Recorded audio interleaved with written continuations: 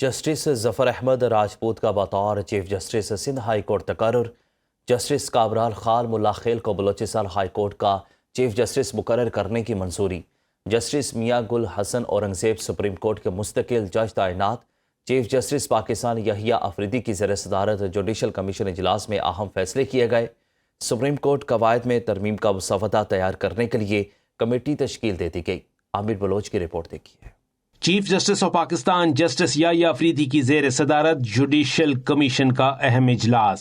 سندھ اور Balochistan high court کے مستقل چیف جسٹسز کے ناموں کی متفقہ طور پر منظوری دے دی گئی۔ جسٹس میاں گل حسن اورنگزیب سپریم کورٹ کے مستقل جج تعینات۔ اعلامیہ کے مطابق جوڈیشل کمیشن آف پاکستان کے اجلاس میں اہم عدالتی تقرریوں کی سفارشات کو حتمی شکل دی گئی۔ کمیشن نے سندھ ہائی کورٹ کے قائم مقام چیف جسٹس جسٹس ظفر احمد راجپوت کو سندھ ہائی کورٹ کا چیف جسٹس مقرر کرنے اور بلوچستان ہائی کورٹ کے قائم مقام چیف جسٹس جسٹس محمد کامران خان ملا خیل کو بلوچستان ہائی کورٹ کا چیف جسٹس مقرر کرنے کی سفارش متفقہ طور پر منظور کر لی۔ جوڈیشل کمیشن نے اکثریتی رائے سے سپریم کورٹ قواعد میں ترمیم کا مسودہ تیار کرنے کے لیے کمیٹی بھی تشکیل دے دی۔ وفاقی آئینی عدالت کے جج جسٹس عامر فاروق، اٹارنی جنرل منصور عثمان آوان، سینیٹر فاروق ایچ نائک، سینیٹر سید علی ظفر اور advocate supreme court Muhammad Ahsan بھون کمیٹی کے رکن ہوں گے۔ دوسری جانب چیف جسٹس آف پاکستان کی زیر صدارت سپریم جوڈیشل کونسل کا بھی اجلاس ہوا، جس میں پروسیجر آف انکوائری 2025 کو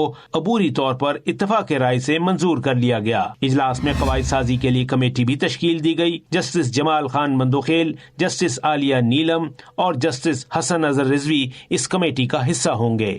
سری لنکا میں طوفان کی تباہ کاریاں، حکومت پاکستان کی جانب سے متاثرین کے لیے امدادی اقدامات جاری ہیں۔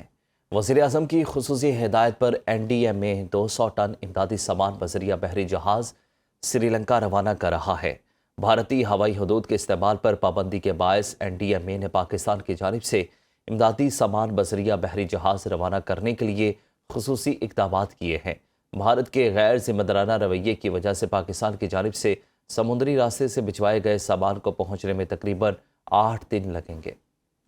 وزیراعظم شہباز شریف کی زیر صدارت معاشی اصلاحات پر اجلاس ہوا۔ وزیراعظم نے کہا کہ برآمدات میں اضافے پر مبنی معاشی ترقی کے لیے عملی اقدامات اٹھا رہے ہیں۔ کاروبار اور مضبوط معیشت سے ہی ٹیکس آمدن میں اضافہ ہوگا۔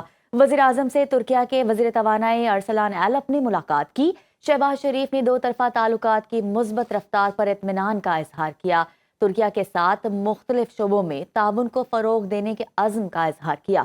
سری لنکا میں طوفان سے متاثرہ علاقوں میں پاکستان کی امدادی کارروائیوں پر جائزہ اجلاس ہوا۔